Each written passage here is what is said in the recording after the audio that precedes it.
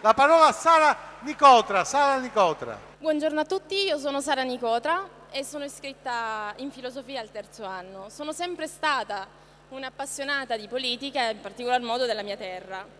Oggi devo ringraziare, ovviamente ringrazio il Presidente e ringrazio chi mi ha invitato, l'onorevole Arena. E questa diciamo che è un invito che mi ha portato a riflettere e per questo mi sono anche iscritta. È vero, c'è un assenteismo statalista e non possiamo non farci caso.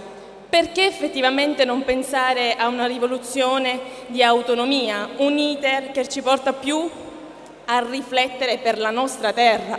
Del resto, non prendiamoci in giro, non è vero che la politica siano grandissime cose. La politica, come facevano i greci, era l'agorà, una piazza e si prendevano decisioni importanti per il territorio e noi vogliamo ripartire davvero dal piccolo, dalle sostanze fattuali, esperienziali. Non andiamo a guardarci in quella che è la politica italiana, fatta di trasformismo, fatta di favoritismi, fatta di davvero di una politica troppo procedurale.